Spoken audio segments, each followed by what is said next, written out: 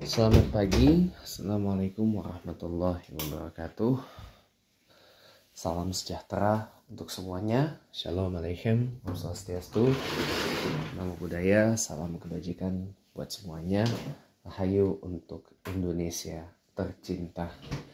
Ya, sekedar mau menanggapi apa yang disampaikan guru saya, ya, Fadilat Ustadz Alfian Tanjung, dalam video yang lagi rame hari-hari di channel YouTube-nya beliau, Ustadz Alfian Tanjung atau disingkat UAT, ya, UAT, ya. Dimana beliau dalam videonya berstatement atau menyatakan bahwa kedatangan Paus Francis atau Franciscus di Indonesia ini ada agenda kristenisasi, ya.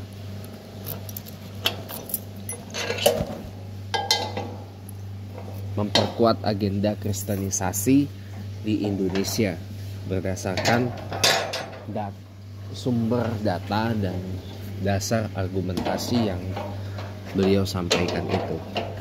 Lalu sikap saya bagaimana sebagai sesama umat Islam? Ya, kalau saya mandangnya gini.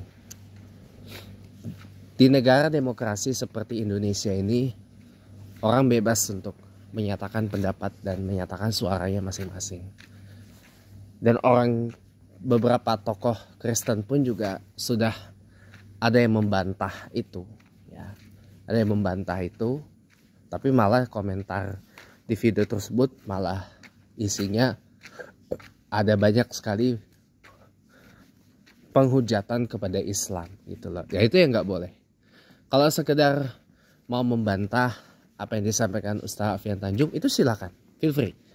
Tapi kalau sudah sampai menghujat, apalagi sampai mengatakan murtad ini apa segala macam, ya itu nggak boleh, teman-teman. Saya nggak setuju dengan responnya seperti itu. Apalagi sampai menuduh Islam itu adalah agama dan ajaran yang penuh kebencian. Oh, itu udah salah itu. Udah salah, goblok lagi. Udah goblok, bodoh lagi, ya kan? Sesuai dengan 1 Korintus 4 ayat 10 itu. Bahwa orang Kristen tuh bodoh karena Kristus. Nah, tambah lagi di Yeremia 4 ayat 22 itu. Silakan aja baca, ya. Dan dia akan tapi percaya sama saya, ya.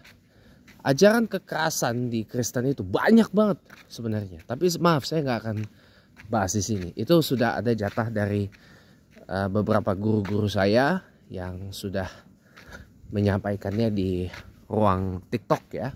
Sudah banyak yang menyampaikan itu. Saya nggak akan menambahkan. Cuma saya begini aja. Dasar dari argumentasi Ustaz Alfian Tanjung itu memang benar ada. Ketika orang berpendapat, ketika orang berargumen dengan dasar yang sahih, dengan dasar yang valid, dengan dasar data itu benar-benar ada gitu loh. Benar-benar apa yang tadi disampaikan Ustaz Alfian Tanjung tentang sidang Dewan Gereja di Ambon tahun 1967, ya, dan 1974, ya, yang mengenai agenda kristenisasi di Indonesia, dimulai dari kristenisasi Pulau Jawa selama kurun 25 tahun ke depan.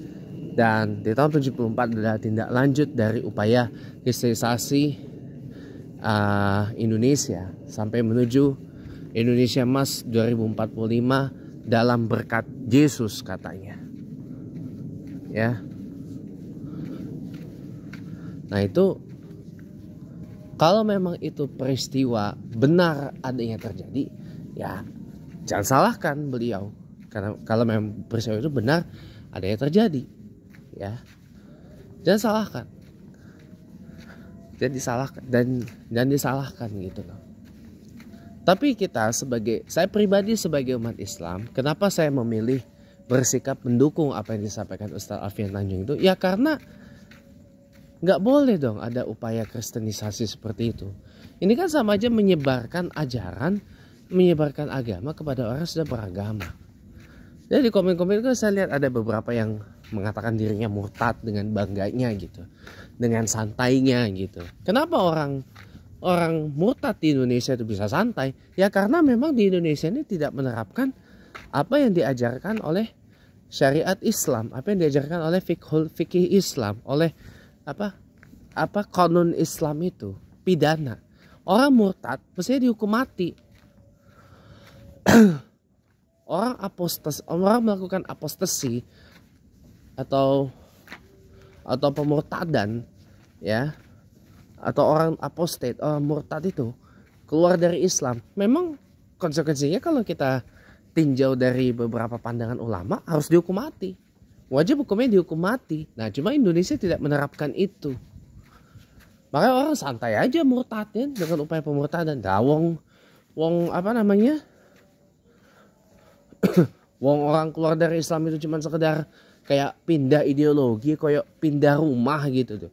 Kayak kalau bisa main medsos itu orang login, log out gitu kan. Terus log out ntar juga login lagi gitu kan. Gak bisa begitu. Harusnya orang seperti itu dihukum mati aja udah. Wajar karena upaya pemurtadan ini masif sekarang ini. Apalagi upaya pemurtadan yang dilakukan para misionaris Kristen ini sudah merambah ke media sosial.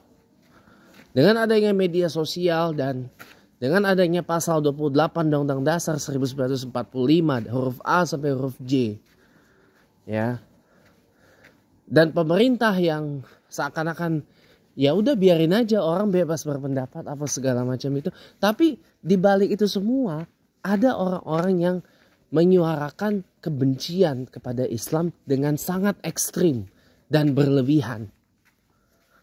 Ya, bahkan memfitnah Nabi Muhammad cabul, ya.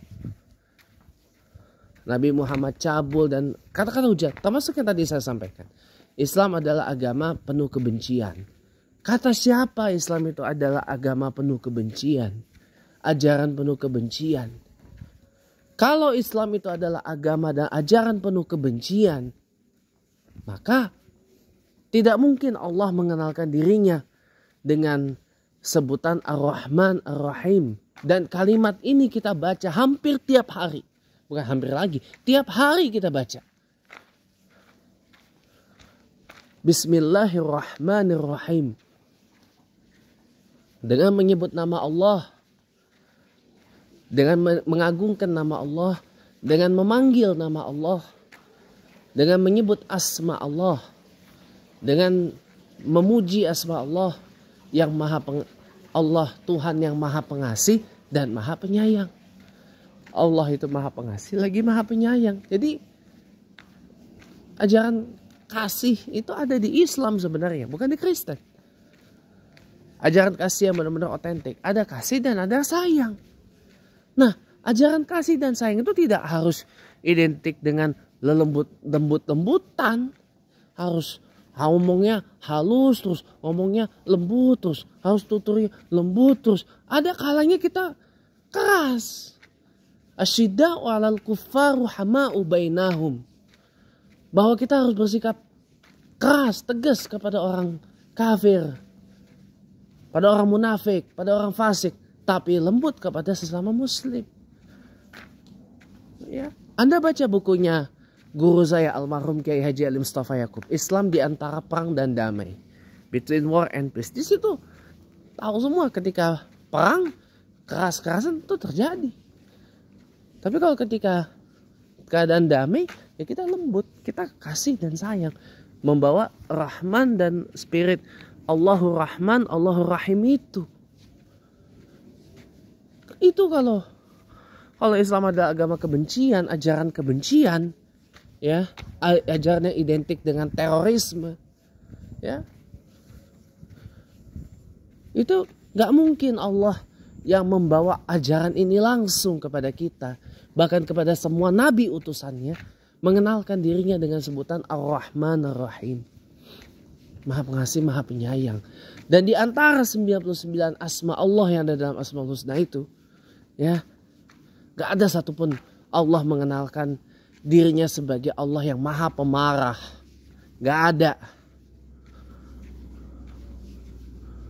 Tapi ketika kita buka Bible, ketika kita buka Gospel, di situ banyak banget ya pasal-pasal dan ayat-ayat peperangan. Bahkan yang lebih kejam lagi ada di Perjanjian Lama.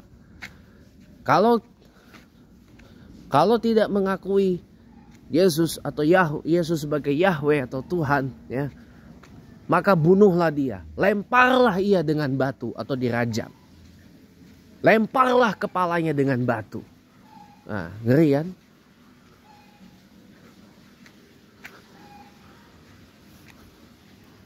Cobalah itu bayangin. Kok di Islam tidak ada seperti itu? Bahkan siapa tidak mengakui Allah SWT sebagai Tuhan, lemparlah ia dengan batu, dirajam. Nggak ada itu. Ya, jadi maaf teman-teman, saya kenapa mendukung pendapatnya Ustaz Alfian Tanjung itu, ya karena memang ada dasarnya. Upaya kristenisasi di Indonesia ini masif banget. Pertama main alus, kasih bungkus Indomie, kasih uang, lalu kemudian kasih beasiswa tapi kemudian ntar dijodohkan dengan yang bukan Islam dan sebagainya. Sekarang udah mulai mainnya masif coy, di media sosial misionaris ini. Dan pemerintah mau biarin aja. Alasannya udahlah, kita jangan saling ganggu agama lain, kita toleransi aja lah gitu ya. Ini nggak boleh dibiarkan. Tapi terlepas dari apa ininya, ya itu adalah hak beliau untuk bersuara demikian. Kalaupun ada pro kontra, banyak yang kontra, saya yang pro, itu adalah hal biasa teman-teman, mengenai apa yang disampaikan oleh Ustadz Alfian Tanjung itu tadi. Jadi mohon kiranya bisa kita sikapi sama-sama dengan penuh kebijaksanaan. Wassalamualaikum warahmatullahi wabarakatuh.